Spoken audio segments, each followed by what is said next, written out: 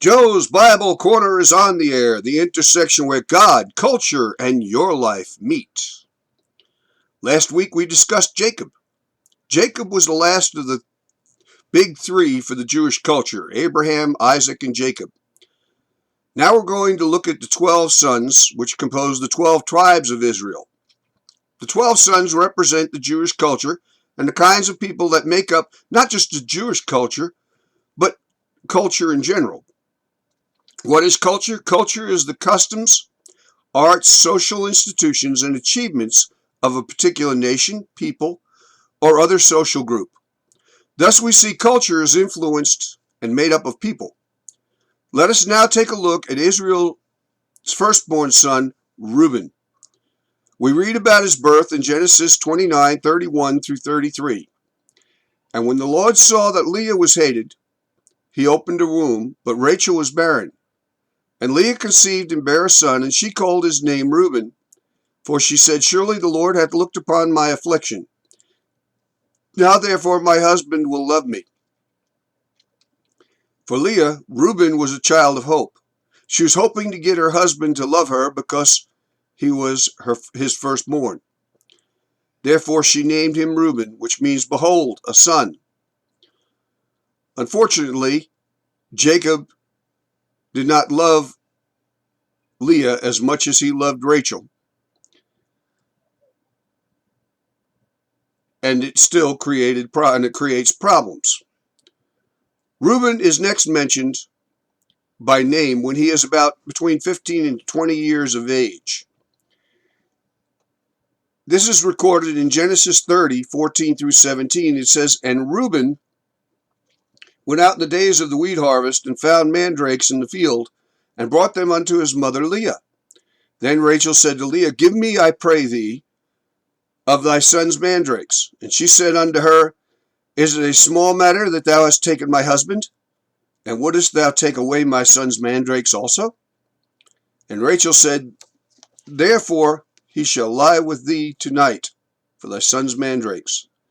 And Jacob came out of the field that evening, and Leah went out to meet him, and said, Thou must come in unto me, for surely I have hired thee with my son's mandrakes. And he lay with her that night, and God hearkened unto Leah, and she conceived and bare Jacob a fifth son. Verse 14 begins with a record of a time when Rachel requests the mandrakes that Reuben, a teenage boy, found for his mother. Leah during the wheat harvest. The mandrakes are a Mediterranean plant with a beautiful blue flowers in the winter and yellow plum-like fruit in the summer. It is desired in many cultures because of a belief that it is an aphrodisiac and promotes fertility. These qualities, coupled with the fact it was only rarely found in Paddan Aram, where they lived, explains why both Leah and Rachel desired the plant. Rachel herself has not borne any children. Leah has become temporarily infertile, and both are seeking a cure in the mandrakes. Now we see Reuben at the age when sexual curiosity and desire are all new to him, and he is shaping his sexual values, is tossed into a sexual rivalry between his father's wives. He is in a place that no doubt is going to affect him. He is trying to figure out his own sexuality, and now he's looking at this dysfunctional sexuality that's there with his parents. Now, God has told us that having more than one wife was not his intention from the beginning. It creates problems. Divorce and the like was not God's best, but it was allowed because of the hardness of man's heart. Jesus said this in Mark 10:2 through 9. And the Pharisees came to him and asked him, Is it lawful for a man to put away his wife, tempting him? And he answered and said unto them, What did Moses command you? And they said, Moses suffered to write a bill of divorcement and to put her away.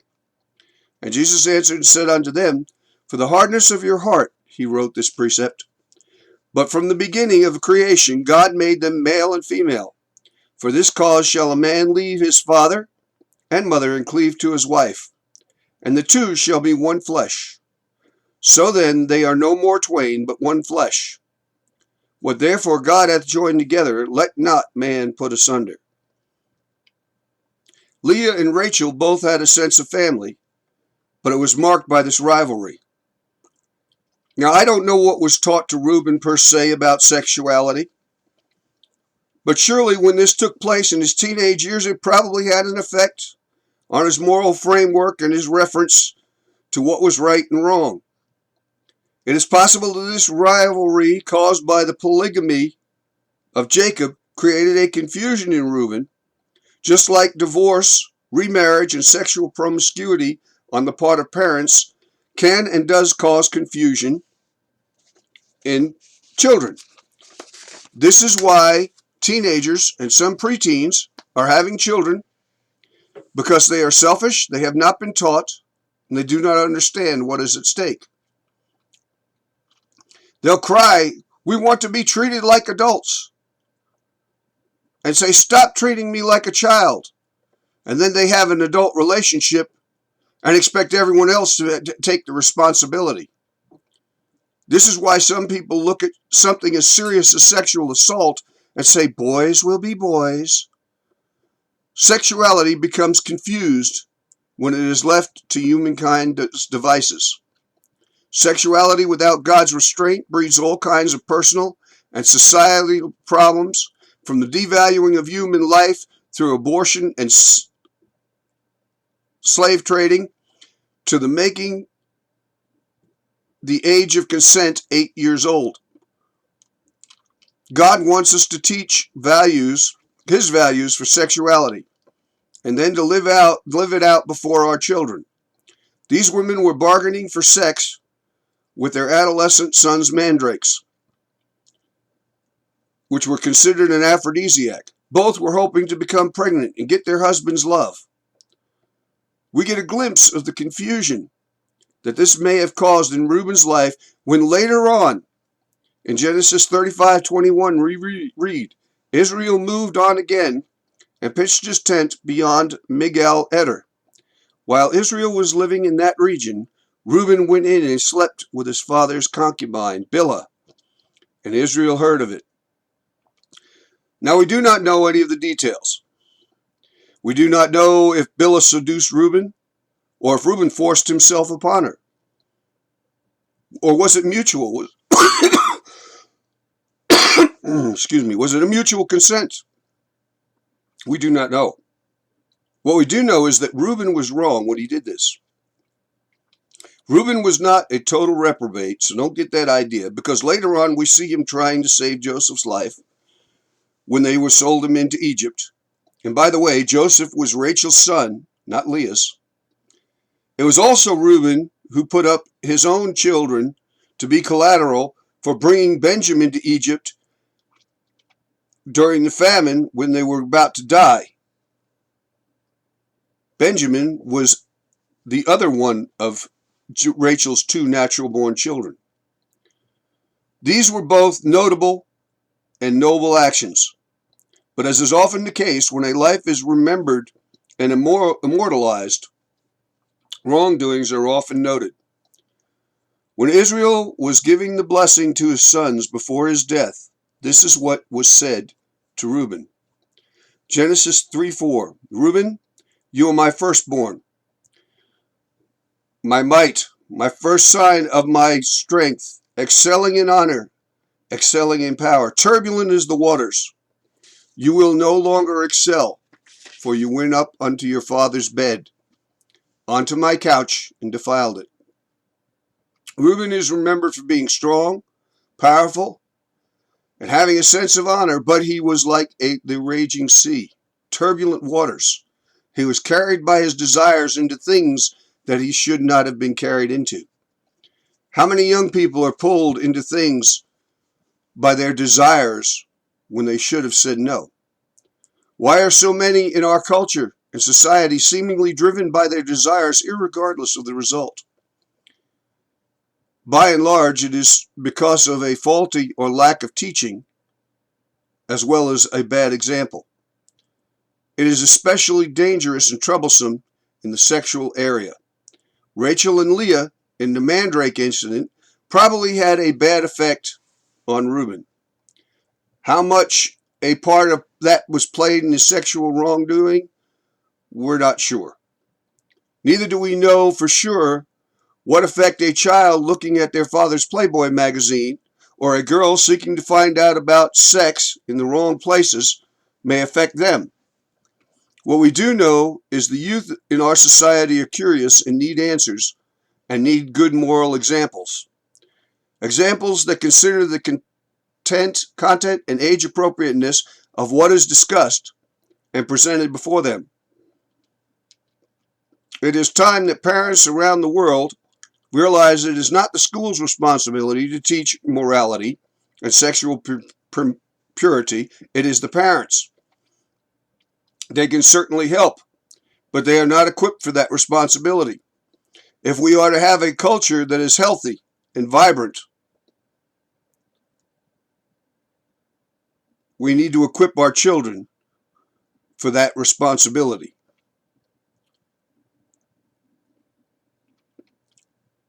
We need to equip our children and teach our children morality, responsibility, and self-control.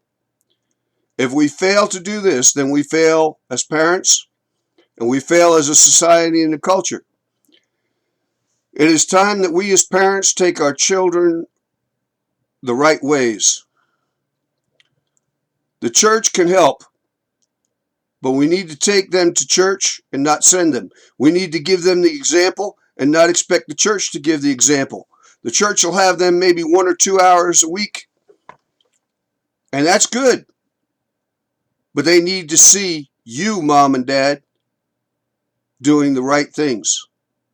It is time we turn off the TV, the computer, and the cell phone and take time to teach our young people. It is time to monitor what is on our children's phones and devices.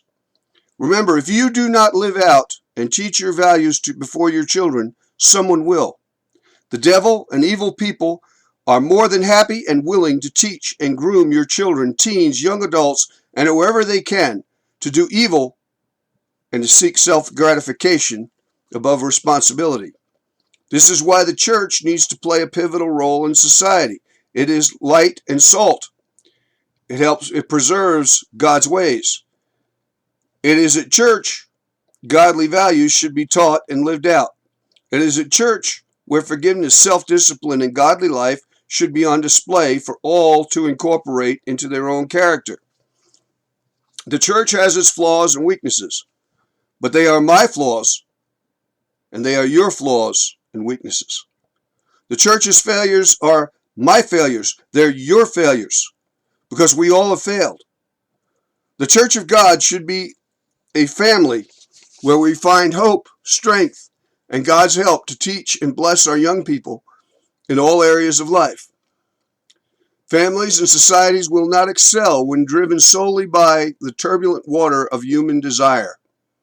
Families and societies excel when God's laws are exalted, honored, and cherished above all.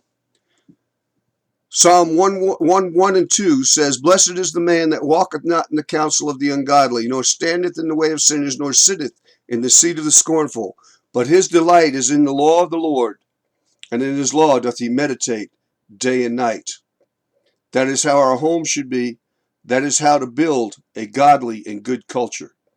May God bless you as your soul prospers.